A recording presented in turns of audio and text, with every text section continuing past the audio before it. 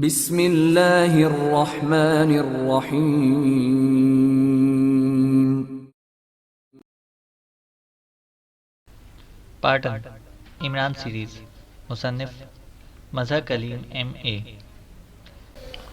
सवाकन की हालत देखने वाली थी। पूरा बहिरा एड्रियाटिक छान मारने के बावजूद ना तबाहशुदा हेलीकॉप्टर का कोई पुर्जा उन्हें मिला था और ना ही कोई लाश या इसका कोई टुकड़ा। ये क्या हुआ है? क्या समुंदर इन्हें निकल गया है? क्या मतलब? सवाकन ने इंतहाई हैरत भरे लहजे में कहा। वो इस वक्त अपने मखसूस ऑफिस में मौजूद था। इसके चेहरे पर इंतहाई हैरत के तासुरात उभरे हुए थे। चूंकि तलाश अभी तक जारी थी, इसलिए इसे यकीन था कि किसी न किसी लम्हे इनकी दस्तयाबी की इत्तला आ जाएगी। इसी लम्हे फ़ोन की घंटी बज उठी और इसे झपट कर रिसीवर उठा लिया। यस, सवाकन बोल रहा हूँ, सवाकन ने इंतहाई तेज़ लहजे में कहा। हार्डी बोल रहा हूँ बॉस, दूसरी तरफ से हार्डी की आवाज़ सुनाई दी। हाँ, क्या रहा? मिल गई लाशें और हेलीकॉप्टर के टुकड़े? सवाकन ने बड़े इश्तियाक आमेज़ लहजे में कहा। नो सर, अलबत्ता मैंने वापस जाकर जब मशीन पर चेकिंग की तो एक इंतहाई हैरत अंगेज इंकशाफ हुआ है, हार्डी ने जवाब देते हुए कहा। कैसे इंकशाफ? सवाकन ने चौंक कर पूछा। बॉस, मैं तो आपके साथ ही चेकिंग के लिए लाइट टावर से आ गया था। अलबत्ता मशीनरी ऑन रही थी और आपको तो मालूम है कि इसकी बाकायदा फिल्म तैयार होती है। मैंने वापस जाकर जब इस फिल्म को रिवाइंड करके दोबारा ऑन किया तो हेलीकॉप्टर के टारगेट में आने और फिर मिसाइल के टकराने से लेकर शोला बने हेलीकॉप्टर के समुंदर में गिरने और समुंदर के अंदर डूब जाने की फिल्म तो वही थी जो आपने और मैंने देखी थी। और फिर हम लाइट टावर से आ गए थे। लेकिन बाद में जो फिल्म तैयार हुई है, इसमें एन इसी जगह से जहाँ वो हेलीकॉप्टर समुंदर में गिरा था, एक हेलीकॉप्टर समुंदर से निकलकर फिजा में बुलंद होता नजर आया था। गो के इस हेलीकॉप्टर का रंग, इस पर मौजूद निशानात और नंबर वगैरह इस पहले वाले हेलीकॉप्टर से मुख्तलिफ थे। लेकिन ये एन इसी जगह से नमूदार हुआ जहाँ वो पहला हेलीकॉप्टर गिरा था। हालांकि आम हेलीकॉप्टर समुद्र की सतह से किसी सूरत ऊपर को उठ ही नहीं सकता, लेकिन ये हेलीकॉप्टर इस तरह बुलंद हुआ जैसे किसी गेंद को फर्श पर मारा जाए तो वापस ऊपर को उठती है। और फिर यह हेलीकॉप्टर बहिरा एड्रियाटिक को क्रॉस करके शुमाल की तरफ साहिल के करीब एक अहाते के अंदर उतर गया।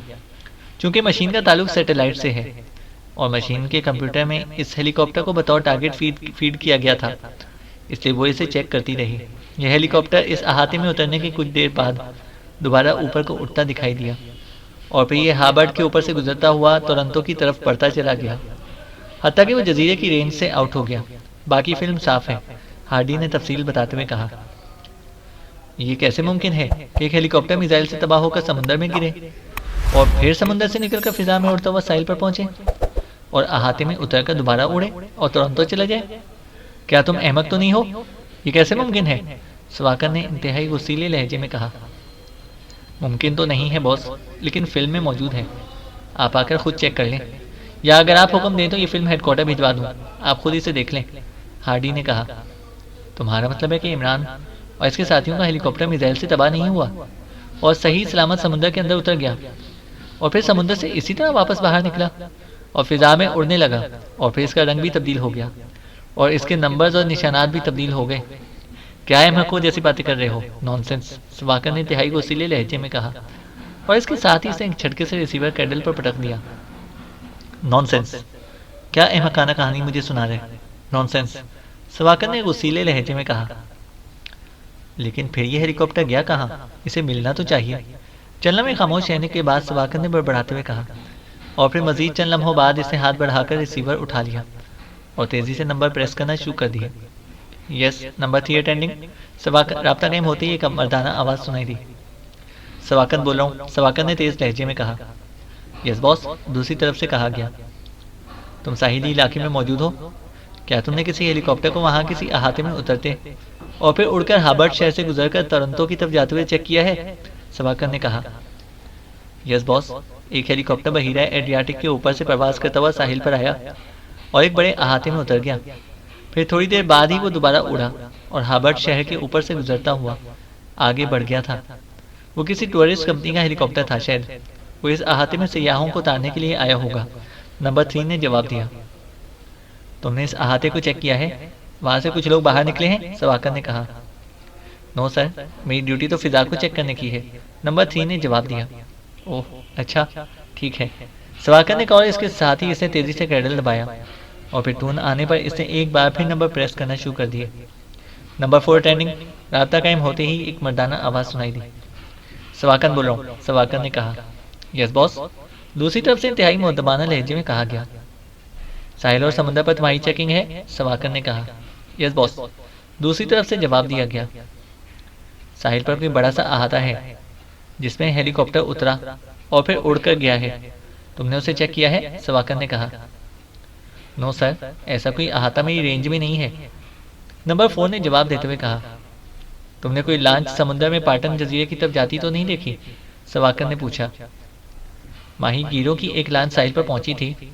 इसमें 2 माहीगीर थे। वो उतरकर साहिल पर किसी जगह गए और फिर दोबारा वो लांच में सवार हुए और लांच टास्को की तरफ बढ़ गई। टास्को तक मैंने इसे चेक किया है, इसमें 2 ही माहीगीर थे और फिर मैंने चेकिंग खत्म कर दी। ये हमारे मतलब की लांच नहीं थी, नंबर 4 ने जवाब दिया। टास्को तुम्हारी रेंज में नहीं है, सवाकन ने कहा। रेंज में तो है बॉस, लेकिन वो तो एक छोटा सा टापू है जिसमें एक केबिन है जिसमें ओपेक इस्लामी तंजीम के 2 आदमी मुस्तकिल तौर पर रहते हैं, इसलिए इसे चेक करने की जरूरत ही पेश नहीं आई, नंबर 4 ने जवाब दिया। टापू को चेक करके मुझे रिपोर्ट दो कि वहाँ क्या सूरत हाल है, सवाकन ने तेज और तहकमाना लहजे में कहा। यस बॉस, दूसरी तरफ से कहा गया। मैं ऑफिस में मौजूद हूँ, जल्द अज जल्द रिपोर्ट दो, सवाकन ने कहा और रिसीवर रख दिया। फिर थोड़ी देर बाद फ़ोन की घंटी बज उठी तो इसने हाथ बढ़ाकर रिसीवर उठा लिया। यस, सवाकन बोल रहा हूँ, सवाकन ने तहकमाना लहजे में कहा। नंबर 4 बोल रहा हूँ बॉस, टापू तो खाली पड़ा हुआ है, वहाँ कोई आदमी ही नहीं है, दूसरी तरफ से कहा गया।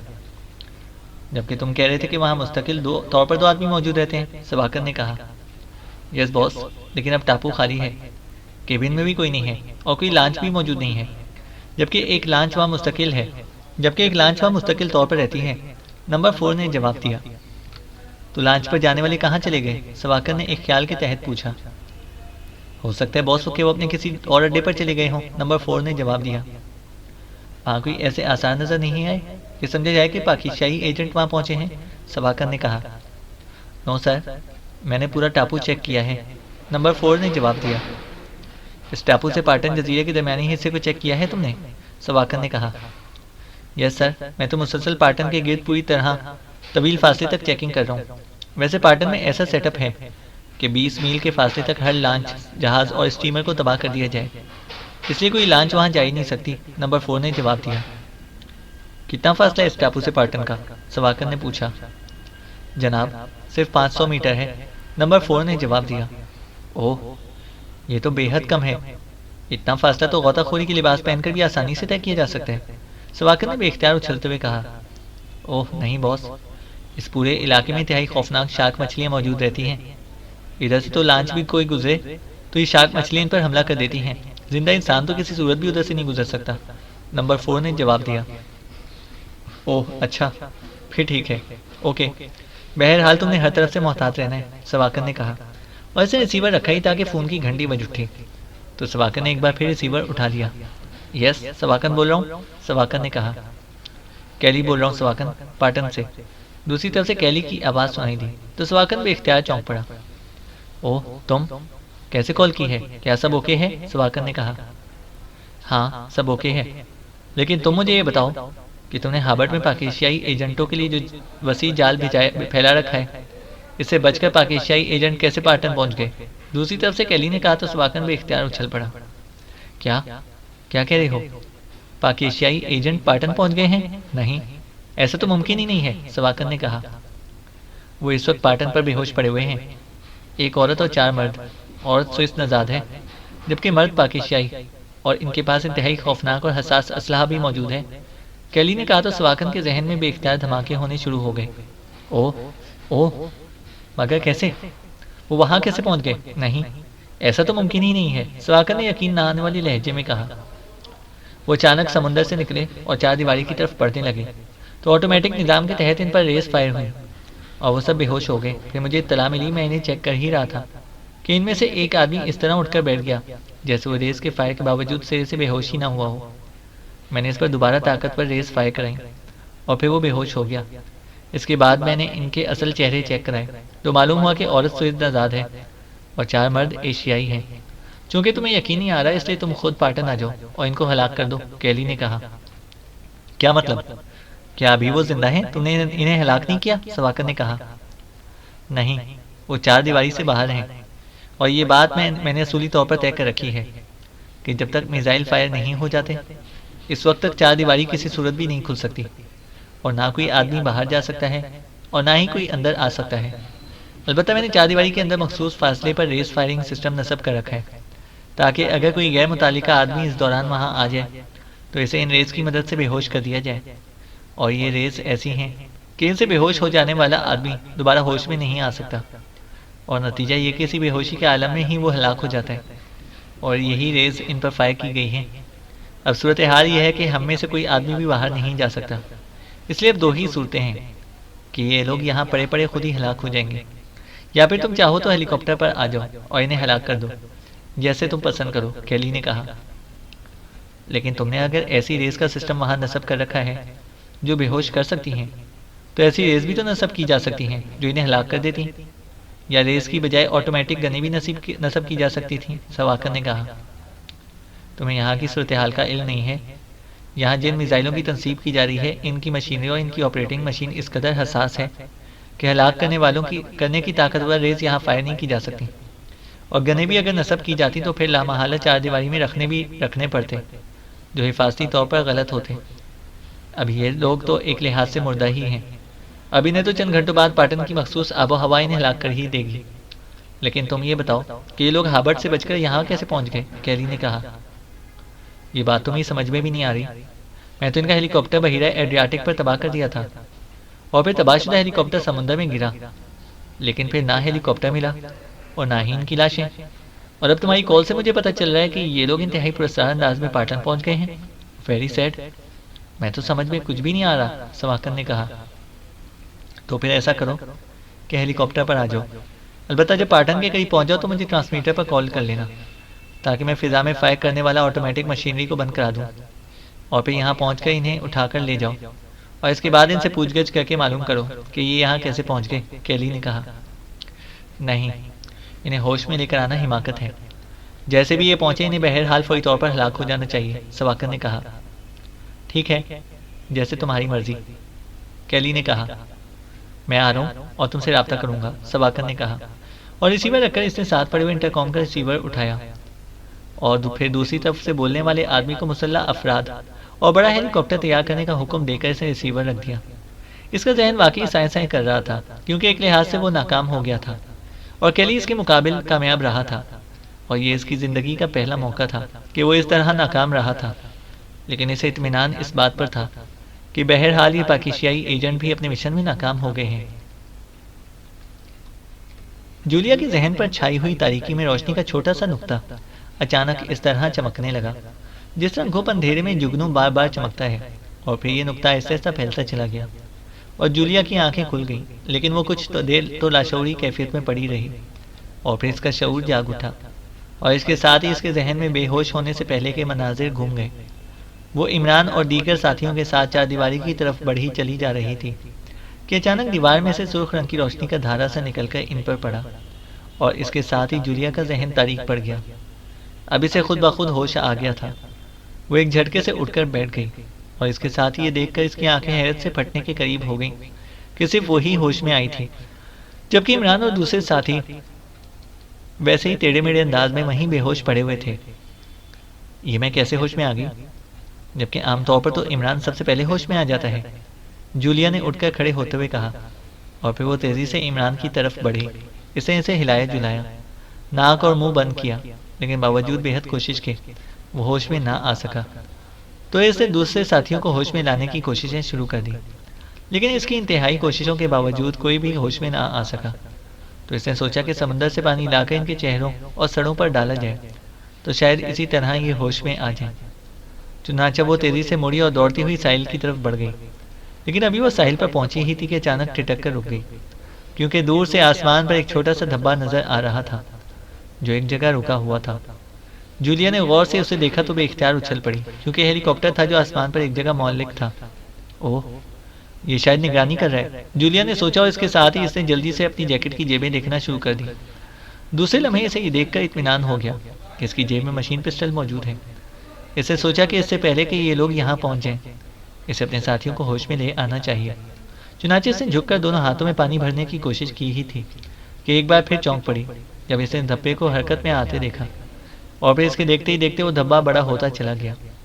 वो वाकई हेलीकॉप्टर था और इसकी रफ्तार खासी तेज थी और इसका रुख भी इसी जजीरे की तरफ ही था। जूलिया ने इधर उधर देखा और फिर इसे करीब एक दरख्त नजर आ गया जिसका तना खासा मोटा था।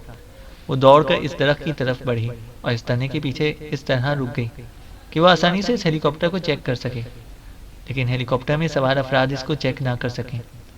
थोड़ी देर बाद हेलीकॉप्टर काफ़ी करीब आ गया और फिर वो साहिल पर आकर उतर गया। जूलिया ने देखा कि इसमें 3 अफराद सवार थे। हेलीकॉप्टर रुकते ही ये तीनों नीचे उतर आए। इनमें से 2 के हाथों में मशीन गनें थीं, जबकि एक खाली हाथ था। हेलीकॉप्टर से उतरकर वो तेज़ी से बेहोश पड़े हुए इमरान और इसके साथियों की तरफ बढ़ते चले गए। जूलिया ने जेब से मशीन पिस्टल निकालकर हाथ में ले लिया। वो अब इनके खिलाफ किसी भी किस्म की कार्रवाई करने के लिए पूरी तरह तैयार थी कि अचानक वो तीनों अफराद रुक गए। वो स्विस नजात लड़की कहाँ है? वो तो इनमें शामिल नहीं है। अचानक एक आवाज़ इनके कानों से टकराई और वो चौंक पड़ी, क्योंकि वो तो एक्रीनियन मेकअप में थी, लेकिन ये आदमी इसकी असलियत जानता था। बॉस, इसे यकीनन होश आ गया होगा और वो यहाँ जजीरे पर ही कहीं मौजूद होगी। एक और आवाज़ सुनाई दी। नहीं, कैली ने मुझे बताया था कि इन रेस का शिकार किसी सूरत भी होश में नहीं आ सकता और फिर ये बेहोशी के आलम में हलाक हो जाता है। बहरहाल तुम इन सबको गोलियों से उड़ा दो, फिर जजीरे पर फैलकर इस लड़की को भी तलाश कर लेंगे, इस आदमी ने कहा। तो इसके दोनों साथियों ने मशीन गन इमरान और इसके साथियों की तरफ सीधी की ही थी कि जूलिया ने ट्रैगर दबा दिया और तड़तड़ाहट की आवाज़ों के साथ ही कतार की सूरत में खड़े वो तीनों अफराद चीखते हुए उछलकर नीचे गिर पड़े कि इनमें से एक ने अकलख्त किलाबाजी खाई और दूसरे लम्हे जूलिया की तरफ मशीन गन की गोलियों की जैसे बारिश सी होगी। लेकिन जूलिया चूंकि दरख्त के तने की ओट में थी, इसलिए वो इन गोलियों की जद में ना आ सकी। अलबत्ता इसने ट्रैगर से उंगली हटा ली, क्योंकि वो तीसरा आदमी जिसे बॉस कहा जा रहा था और जिसने जूलिया पर जवाबी फायर खोला था, वो इमरान और दूसरे साथियों के पास ही जमीन पर औंधे मुंह लेट गया था। और अब अगर जूलिया फायर करती तो गोली इसके किसी साथी को भी लग सकती थी। इसलिए जूलिया ने हाथ रोक लिया और फिर वो आदमी जूलिया की इस मजबूरी को समझ गया, इसलिए वो और ज्यादा खिसक कर इमरान के साथियों में से घुस गया, जबकि इसके 2 मुसल्लह साथी अब बेहस हरकत पड़े हुए थे। खबरदार, हथियार फेंक दो और सामने आ जाओ, वरना मैं तुम्हारे साथियों को हलाक कर दूंगा। अचानक इस आदमी ने मशीन गन की नाल बेहोश पड़े हुए सफदर की कनपटी से लगाते हुए चीख कर कहा। तो जूलिया ने बेख्तियार होंठ भींच लिए। इसे हाथ में पकड़ा हुआ मशीन पिस्टल तने की ओर से सामने फेंक दिया और फिर दोनों हाथ सर से पर रखे। वो खुद भी तने की ओट से बाहर आ गई।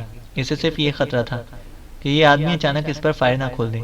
लेकिन जैसे ही जूलिया सर पर हाथ रखे ओट से बाहर आई, वो आदमी उछलकर खड़ा हो गया और इसने मशीन गन का रुख जूलिया की तरफ कर दिया। तुमने मेरे 2 आदमी मार दिए हैं, इसलिए तुम भी छुट्टी करो, इस आदमी ने कहा। लेकिन इससे पहले कि इसका फिक्रा खत्म होता, जूलिया ने यकलख्त लंबी छलांग लगाई और इस बार वाकई वो मशीन गन की फायरिंग से बाल बाल बची थी। लेकिन इस तरह छलांग लगाकर वो हेलीकॉप्टर की ओट में आ गई थी। अब वो आदमी जब तक साइड पर ना आता, वो जूलिया पर फायर नहीं कर सकता था। जूलिया ने फौरी तौर पर झुककर एक पत्थर उठा लिया। मैं तुम्हारे सारे साथियों को गोलियों से उड़ा देता हूँ, इस आदमी ने चीख कर कहा। इसी में जूलिया यकलख्त तेजी से साइड पर हुई। इसने इस आदमी को तेजी से मशीन गन समेत अपने साथियों की तरफ मुड़ते हुए देखा तो इसका बाजू बिजली की सी तेजी से घुमा और दूसरे लम्हे वो आदमी चीखता हुआ उछलकर मुंह के बल नीचे गिरा।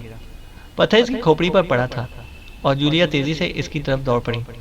लेकिन इससे पहले कि जूलिया इसके करीब पहुंचती, वो आदमी बिजली की सी तेजी से उछलकर खड़ा हो गया। मशीन गन अभी तक इसके हाथ में थी, लेकिन इसी लम्हे जूलिया ने यकलख्त छलांग लगाई और दूसरे लम्हे वो भूखे उकाब की तरह इस आदमी पर झपट पड़ी और वो दोनों एक दूसरे से टकराकर नीचे जमीन पर जा गिरे। नीचे गिरते ही जूलिया ने कलाबाजी खाई और तेजी से उठकर खड़ी हो गई, जबकि वो आदमी शायद जूलिया से भी ज्यादा तेज रफ्तारी से उठकर खड़ा होने में कामयाब हो गया। लेकिन अब इसके हाथ में गन मौजूद ना थी और फिर इससे पहले कि जूलिया संभलती, इस आदमी ने इंतहाई माहिराना अंदाज में जूलिया पर हमला कर दिया। जूलिया ने तेजी से एक तरफ हटकर अपने आप को बचाना चाहा, लेकिन इस आदमी का बाजू साथ ही घुमा और जूलिया को यूं महसूस हुआ जैसे किसी ने इसकी पसलियों पर आहनी रॉड मार दिया हो। वो बेख्तियार चीखती हुई उछलकर साइड पर पड़े हुए तनवीर के जिस्म के ऊपर जा गिरी। इस आदमी ने गौता मारा और नीचे गिरी हुई मशीन गन उठा ली और फिर सीधा हुआ ही था कि यकलख्त चीखता हुआ उछलकर पुश्त के बल जमीन पर जा गिरा। जूलिया तनवीर के जिस्म पर गिरते ही ना सिर्फ तेजी से घूम गई, बल्कि जब तक वो आदमी मशीन गन उठाकर सीधा होता, जूलिया का जिस्म किसी खुलते हुए स्प्रिंग की तरह उड़ता हुआ इस आदमी से टकराया और इसके साथ ही जूलिया उल्टी कलाबाजी खाकर सीधी खड़ी हो गई। जबकि वो आदमी नीचे गिरकर अभी सीधा होने के लिए पलट ही रहा था कि जूलिया की लात घूमी और इस आदमी की कनपट्टी पर पड़ने वाली भरपूर ज़रब ने इसे चीखने पर मजबूर कर दिया। लेकिन वो खासा जानदार आदमी था। कनपट्टी पर ज़रब खाकर इसका जिस्म यकलख्त किसी छलावे की तरह उछला और जूलिया जो दूसरी ज़रब लगाने के लिए अपनी जगह से उछली थी, यकलख्त चीखती हुई साइड पर जा गिरी।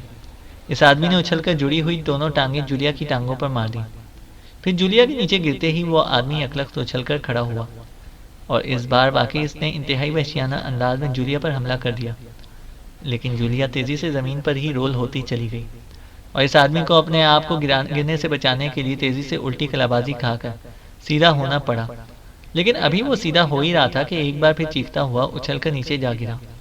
इस बार जूलिया ने वही वार इस आदमी पर भी किया था जो इससे पहले इस आदमी ने जूलिया पर किया था, कि जूलिया ने उछलकर अपनी दोनों जुड़ी हुई टांगें इस आदमी की टांगों पर भरपूर अंदाज में मार दी और वो आदमी चीखता हुआ उछलकर नीचे जा गिरा। इसके नीचे गिरते ही जूलिया उछलकर खड़ी हो गई। वह आदमी भी बिजली की सी तेजी से उछलकर खड़ा हुआ, लेकिन दूसरे लम्हे तड़तड़ाहट की आवाज़ों के साथ ही वो चीखता हुआ उछलकर पुष्ट के बल नीचे जा गिरा और चंद लम्हे तड़पने के बाद इसने दम तोड़ दिया। जूलिया ने उठते हुए एक मशीन गन पर हाथ डाल दिया था जो इस आदमी के साथियों में से किसी के हाथ से निकलकर वहां पड़ी हुई थी, और फिर इससे पहले कि वो आदमी संभलता, जूलिया ने इस पर फायर खोल दिया था और मशीन गन से निकलने वाली गोलियों ने इस आदमी का सीना एक लम्हे में छलनी कर दिया। जूलिया ने इसके हलाक होते ही बेख्तियार लंबे लंबे सांस लेना शुरू कर दिए, क्योंकि ये आदमी वाकई इसकी तवक्का से कहीं ज़्यादा मजबूत और तेज साबित हुआ था। और जूलिया को खदशा महसूस होने लगा था कि अगर कुछ देर मजीद गुजर गई तो ये आदमी लड़ाई के दौरान इस पर हावी भी हो सकता है। और ये बात वो पहले ही महसूस कर चुकी थी कि यह आदमी हर सूरत में इमरान और इसके साथियों को हलाक करना चाहता है, और अगर जूलिया मार खा गई तो वो लाजमन ऐसा कर गुजरेगा।